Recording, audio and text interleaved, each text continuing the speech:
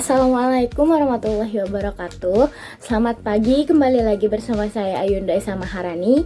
Kali ini akan membahas tentang analisis laporan keuangan. Ada apa saja sih di analisis laporan keuangan itu? Mari kita bahas berikut ini. Sebelumnya pasti kalian pernah dengarkan apa itu laporan keuangan. Nah, laporan keuangan adalah dokumen yang menyajikan informasi tentang kinerja keuangan suatu entitas atau perusahaan dalam periode waktu tertentu. Laporan keuangan mencakup ringkasan tentang aset, kewajiban, ekuitas, pendapatan, dan biaya yang berguna bagi pemangku kepentingan seperti pemilik investor, kreditor, dan pihak terkait lainnya. Kenapa sih harus ada laporan keuangan? Apa sih tujuannya? Tujuan laporan keuangan adalah untuk memahami, mengevaluasi, dan menginterpretasi informasi keuangan suatu entitas seperti perusahaan atau individu dengan tujuan untuk membuat keputusan yang tepat. Beberapa tujuan utama analisis keuangan meliputi 1. Evaluasi kinerja, 2. Perencanaan keuangan, 3. Pengambilan keputusan investasi, 4. Penilaian risiko, 5. Evaluasi kelayakan proyek, 6. Perencanaan pajak, 7. Komunikasi dengan pihak eksternal. Analisis laporan keuangan penting bagi berbagai pemangku kepentingan karena alasan berikut. 1. Pemilik dan investor. Laporan keuangan memberikan informasi tentang kinerja perusahaan dan potensi keuangan. Ini membantu pemilik dan investor dalam pengambilan keputusan investasi. Yang kedua, ada kreditur dan pemberi pinjaman. Pemberi pinjaman ingin memastikan bahwa perusahaan memiliki kemampuan untuk membayar utang. Analisis laporan keuangan membantu mereka menilai risiko kredit. Yang ketiga, ada manajemen perusahaan.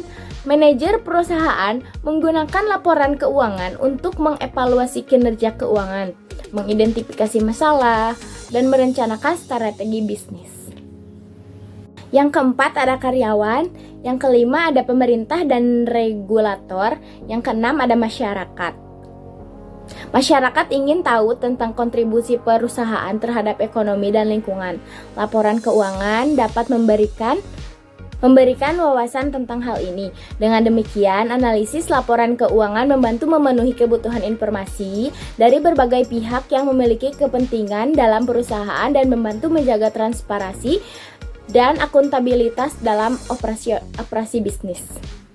Selanjutnya akan membahas komponen utama laporan keuangan. Yang pertama ada neraca atau balance sheet. Menyajikan gambaran aset, kewajiban, dan ekuitas pemilik pada suatu titik waktu.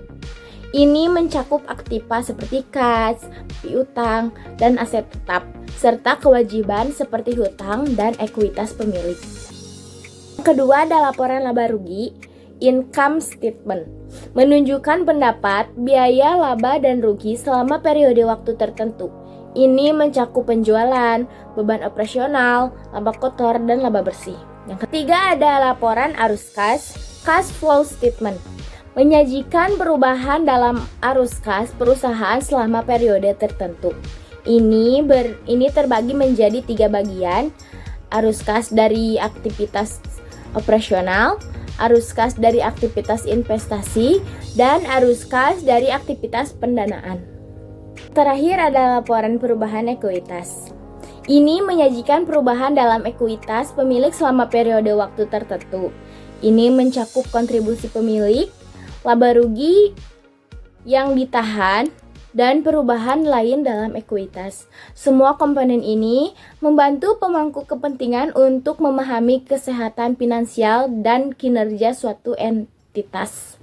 Laporan keuangan juga harus disusun sesuai dengan standar akuntansi yang berlaku seperti IFRS atau GAAP untuk memastikan konsistensi dan transparansi informasi keuangan.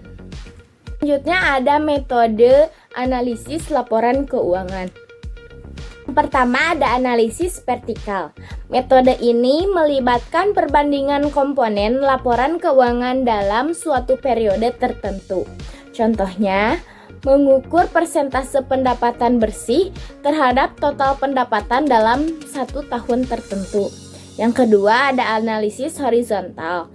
Analisis ini membandingkan laporan keuangan dari beberapa periode untuk mengidentifikasi tren dan perubahan. Ini membantu melihat bagaimana kinerja perusahaan berkembang dari tahun ke tahun.